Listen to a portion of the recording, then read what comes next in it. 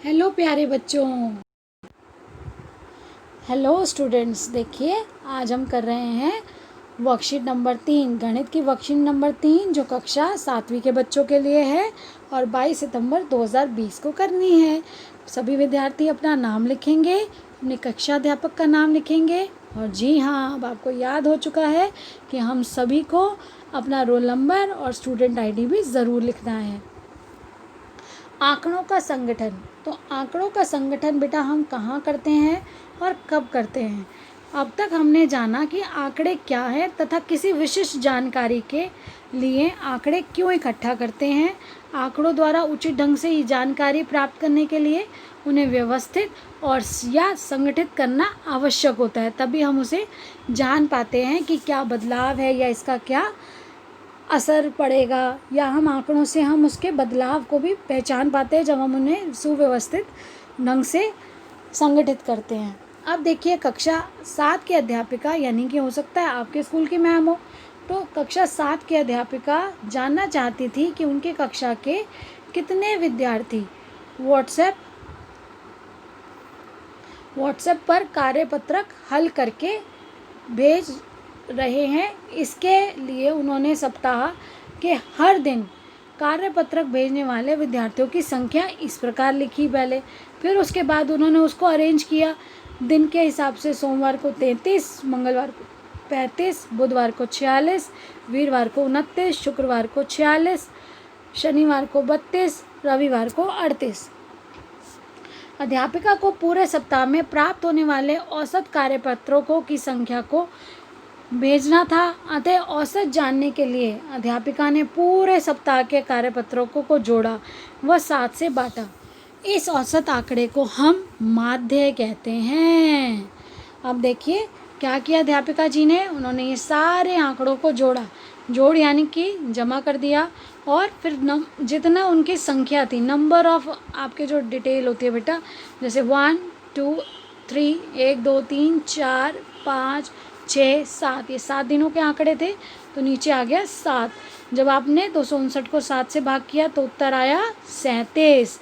ये हमारा है माध्य। आप देखिए अगर अध्यापिका यह जानना चाहती कि वह अगले सप्ताह कितने अधिक से अधिक फोटोकॉपी कराए कि लगभग सभी विद्यार्थियों को कार्यपत्रक मिल सके, तो वह 46 होगा, क्योंकि सबसे अधिक बार आने वाला आंकड़ा क्या है 46 और यह है बहुलक। जो सबसे अधिक बार आता है कोई भी आंकड़ा, जो डिजिट बार बार फ्रिक्वेंसी जिसको बोलते हैं फ्रिक्वेंसी, बार बार उसका बार बार आना, जो सबसे ज़्यादा बार आती है वही संख्या हमारी होती है बहुलक।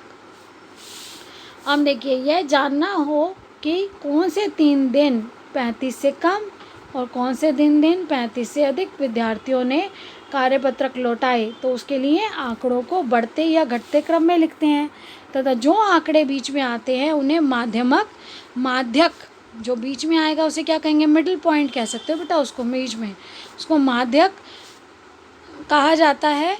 और यदि आंकड़ों की संख्या सम हो तो दोनों आंकड़ों का औसत, अगर सम होगी तो आपने इधर से भी छोड़े इधर से भी छोड़े, अगर 8 आंकड़े हैं तो बेटा 3 आपने यहाँ छोड़े 3 यहाँ छोड़ दिए। तो अब देखिए अगर 8 है तो आपके पास बीच में क्या बच गए, बीच में 2 बच गए, तो आपने फिर उधर जो 4 और 5 है वो चौथा और पाँचवा जो आंकड़ा उसको लेकर उससे 2 से भाग कर देंगे, तो वो हमारा क्या आ जाएगा, माध्यक, औसत माध्यक। अब देखिए हमें आज करना क्या है वर्कशीट में। आज की वर्कशीट में बेटा हम लोगों को पहले तो ये प्रश्न दिया गया है कि बताइए निम्नलिखित कथन सत्य है या असत्य है। बहुलक आंकड़ों में से सदैव एक संख्या होती है, सत्य है, क्योंकि अभी हमने देखा 46 एक संख्या थी और वही उसका बहुलक था। माध्य दिए गए आंकड़ों में से एक संख्या होती है, ये ज़रूरी नहीं है।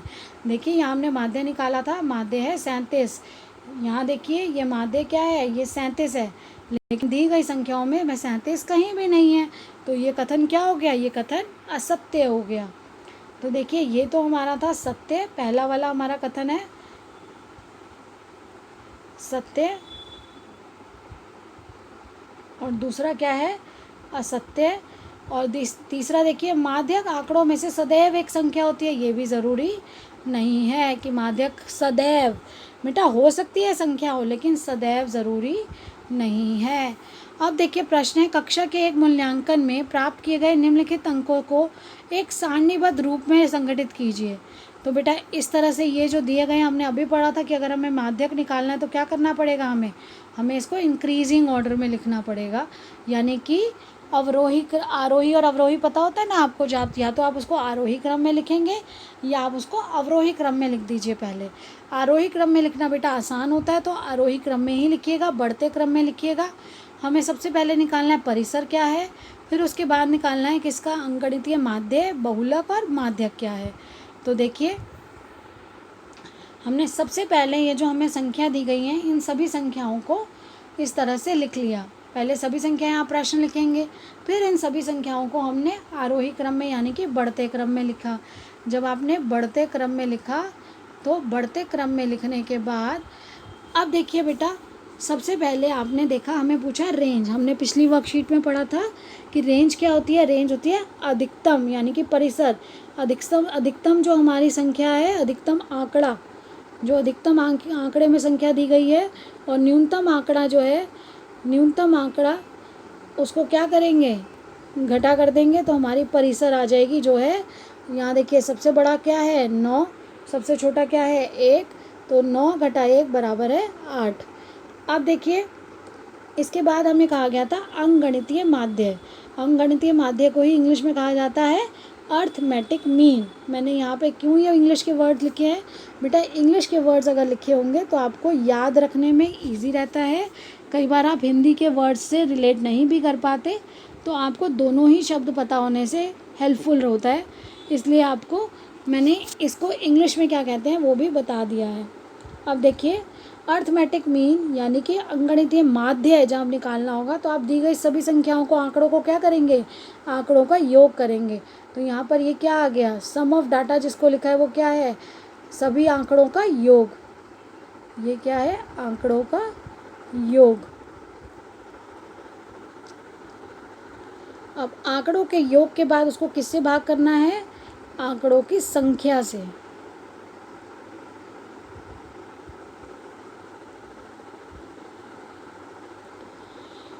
तो यहाँ पे देखिए हमारा, जब आप इसको जमा करेंगे तो आपका उत्तर आएगा 100। और 100 को जब बेटा नंबर ऑफ़ डाटा कितने हैं हमारे पास, ये आप गिनती करिए, आप गिनती करके देखिए ये कितने डिजिट्स हैं। तो आप ये देखिए हमारे पास गिनती करने पर हमारे पास आंकड़े आते हैं, ये हैं 1 2 3 4 5 6 7 8 9 10 11 12 13 14 15 16 17 18 19 20। तो देखिए कितने आंकड़े हैं हमारे पास, 20 आंकड़े हैं। तो अब हमें ये 20 आंकड़े जो हैं यहाँ पे क्या आ गई, देखिए सम यानी कि इनका जोड़ आ गया 100 और आंकड़ों की संख्या है 20। जब 100 को हमने 20 से भाग किया तो 0 से 0 कैंसिल हो गई, हमारे पास बचा 10/2। तो जब 2 एकम 2, 2 पंजे 10। आप इस तरह से जब भाग करेंगे तो क्या उत्तर आ जाएगा, 5, यानी कि हमारा माध्य है 5। अब देखिए हमें निकालना है बहुलक। तो बहुलक क्या है, ये देखिए यहाँ पर हमारी जो संख्याएं दी गई हैं बेटा, ये संख्याएं 1 एक बार है, 2 2 बार है, 3 एक बार है, 4 3 बार है, और ये देखिए 5 कितनी बार है, 5 है 1 2 3 4 5, 5 बार। और 6 कितनी बार है, 1 2 3 4, और ये है 4 बार, 7 है 2 बार, और ये है 1 1 बार। तो सबसे अधिक बार क्या आया हमारा, 5। जो संख्या सबसे अधिक बार आती है वो क्या होती है, हमारी बहुलक। तो हमारा मोड क्या हो जाएगा या बहुलक क्या हो जाएगा, हमारा बहुलक है 5। अब देखिए इसके बाद हमें निकालना है माध्यक यानी कि मीडियन। तो जब माध्यक निकालना होता है, हमें पता है कि ये कितनी संख्याएं, हमें अभी ऊपर देखा कितनी संख्याएं हैं, आंकड़े कितने हैं, ये हमारे जो हमारे आंकड़ों की संख्या है वो 20 है। और जब सम संख्या होती है तो आप क्या करते हो, पहले आप निकालते हो n/2, यानी कि क्या आ जाएगा, 20 को 2 से भाग करेंगे तो आ जाएगा 10वीं जो आपका आंकड़ा है, 10th टर्म। और अभी हमने पढ़ा था कि सम संख्या जब होगी तो हम क्या करेंगे, उन दो संख्याओं का जोड़ करके उसका क्या निकालेंगे, माध्य निकाल देंगे। तो यहाँ पर देखिए, यहाँ पर अब जब देखेंगे कि हमारी 10th और 11th टर्म, तो यहाँ देखिए यहाँ पर हमारी ये 10th टर्म कौन सी है, 1 2 3 4 5 6 7 8 9 10, ये हमारी 10th टर्म है, ये हमारी 11th टर्म है। तो ये 10th और 11th जो हमारा यानी कि 10वां और 11वां जो आंकड़ा है, क्योंकि ये सम संख्या है, हमें 10वें और 11वें आंकड़े को जमा करना है और दोनों ही क्या है यहाँ पर 5। तो दोनों ही संख्याएं 5 हैं, 5 और 5 हमने जमा किया, 2 से भाग किया, तो 5 और 5 को जब जमा करेंगे तो क्या आएगा, 10 को भाग किया 2 से तो आ गया 5। तो बेटा यहाँ देखिए, अब यहाँ पर अगर ऑड नंबर ऑफ डिजिट्स हो तो मीडियन कैसे निकलेगा। अगर ऑड नंबर जैसे ऊपर 7 थी तो उसके लिए आपको n जमा 1/2, यानी कि जैसे ऊपर 7 आपके आंकड़े थे जब मैम ने निकाला वर्कशीट के लिए, हफ्ते में 7 दिन होते हैं, जमा 1/2 यानी कि 7 और 1 8, 8/2 चौथी टर्म। तो देखिए हमारी चौथी टर्म कौन सी हो सकती है।